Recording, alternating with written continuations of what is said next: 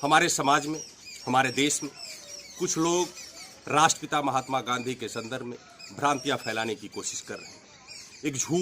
एक झूठ फैलाकर एक नया परसेप्शन खड़ा करने का प्रयास कर रहे हैं।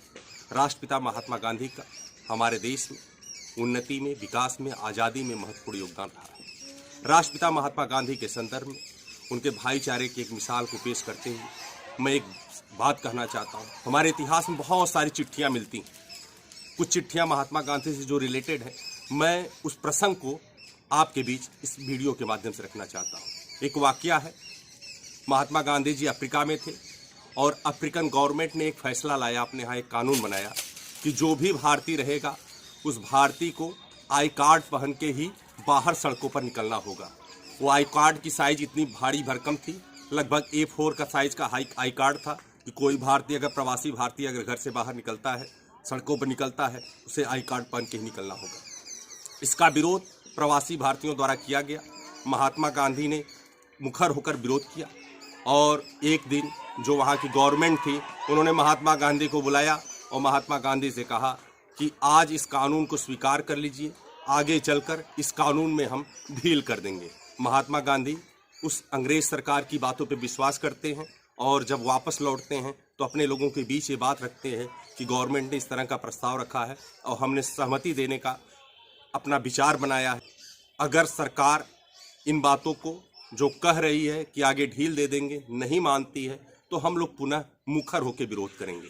उस समय उनके एक मुस्लिम साथी थे, उन्होंने कहा कि गांधी मैं तुम्हारी बातों से सहमत नहीं हूँ, अंग्रेज बार बार धोखा करते आए हैं, इस बार भी धोखा करेंगे, हमें उस प्रस्ताव पर सिग्नेचर नहीं करना चाहिए। गांधी ने कहा कि उस समय गांधी के जो विचार आए, चिट्ठियों के माध्यम से जो हम लोगों को जानकारी मिली, उस बात को आपके सामने रख रहा हूँ। गांधी ने कहा कि इसमें तुम्हारी आज़ादी है कि तुम उस समर्थन पत्र पर अपने हस्ताक्षर न करो, इसमें मेरी आज़ादी है कि मैं उस समर्थन पत्र के परिप्रेक्ष्य में हस्ताक्षर करूं, अपनी सहमति दूं। तो उस मुस्लिम साथी ने गांधी से कहा कि गांधी अगर तुम हस्ताक्षर करने गए तो मैं लाठी से मार के तुम्हारा सर तोड़ दूंगा। और हुआ भी कि महात्मा गांधी अपने लोगों के साथ अगले दिन गए और अपना हस्ताक्षर सहमति अंग्रेज सरकार को दिए। जो उनका साथी था उसने क्या किया कि गांधी को लाठी से मारा और गांधी का सर फट गया। उसको लगा कि महात्मा गांधी मर गए।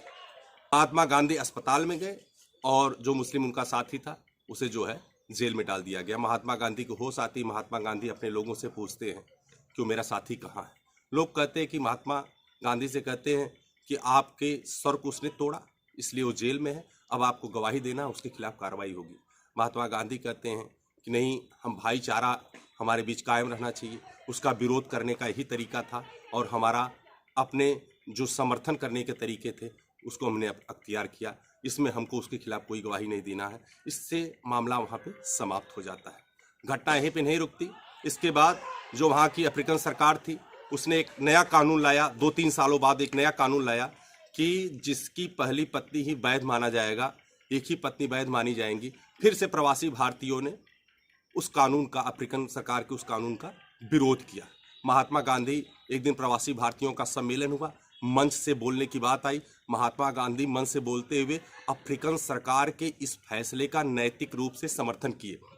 जब महात्मा गांधी ने समर्थन किया तो जो प्रवासी भारतीयों का समूह था वो लोग महात्मा गांधी पे नाराज हो गए और उसी समय मंच पे लाठी लेके वही मुस्लिम साथी आ गया और उसने भीड़ से कहा कि अगर महात्मा गांधी को के संदर्भ में कहा कि गांधी को अगर किसी ने हाथ लगाया तो मैं इसी लाठी से उसका सर तोड़ दूंगा।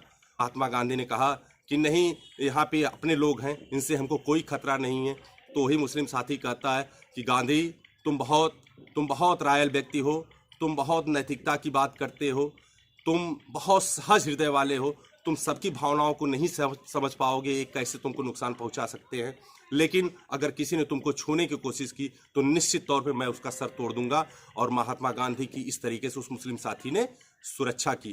तो मेरा जो महात्मा गांधी के संदर्भ में कहना था यही था कि हिंसा को अहिंसा से कैसे जीता जा सकता है, उसकी मिसाल महात्मा गांधी ने पेश किया है और इस मिसाल को हम और आप आत्मसात करेंगे तो हमारा भाईचारा कायम रहेगा और हम सदैव हिंसा पे अहिंसा से विजय प्राप्त करेंगे। जय हिंद, जय भारत।